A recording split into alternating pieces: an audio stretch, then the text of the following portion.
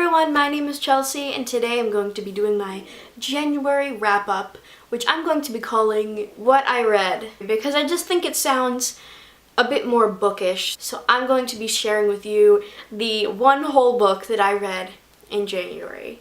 Now let me tell you why I'm so proud of myself for reading this one book. First of all, I have been struggling with reading for the past year. I read only a total of 9 books. Because of my anxiety and depression, it's very difficult for me to focus on a book. I can pick up so many different books, and if they don't just entirely stick to me, I won't pick it up again. Not that it's a bad book, because I know there's ones I picked up that I'm like, this is going to be a great book, but I just couldn't do it at the time. And I'm totally okay with that now, because I realized that part of getting better at reading again and getting better at focusing and taking care of myself is allowing myself to take the time that I need and figure out what book I can read. That rhymed. Anyway, so let me show you the one book that I read this month.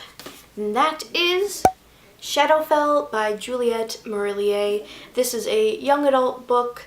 And it is a very simple premise, honestly. It's about a girl with a magic power that she has to keep hidden because she lives in a world where magic is forbidden and only the king can have it within his inner circle so that he can keep control over the nation. It reminds me a bit of the situation that our country is currently in, minus the magic powers and fairies. One thing I didn't know about this book was that there were fairies in it.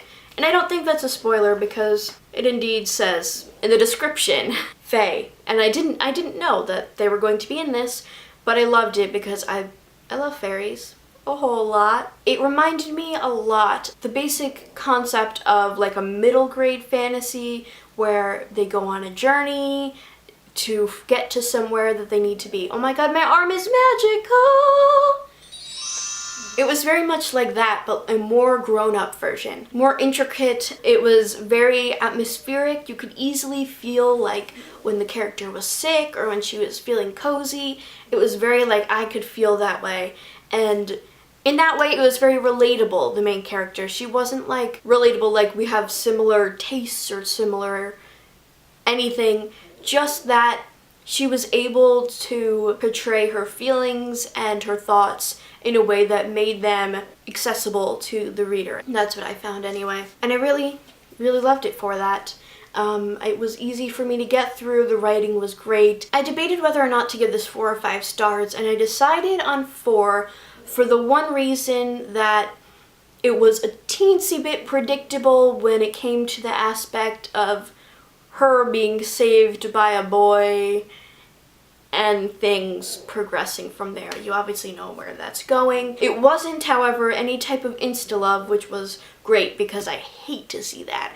She's a teenager, but she's not immature, you know? And the struggles that they both go through, you can just really feel how they're feeling, and I thought that was fantastic. So I gave this 4 out of 5 stars. So that is the one book that I read in January, which I'm really happy about because it was a really great book. I'm also happy because I managed to finish it all on the last day of January. I read the first third of the book these past 2 weeks, and then yesterday, the last day of January, I made it my goal to finish this book before February so that I could make this January wrap-up video. And I did it, so great job, me.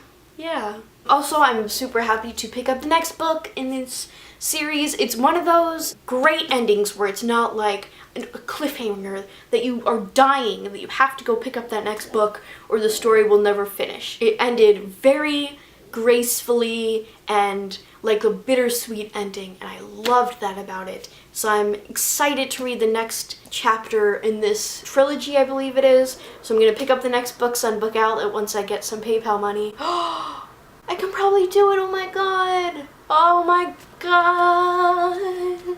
Because I have my 2 patrons gave me money today. Amen. I'm so happy I just thought of that. Oh my god. I am now able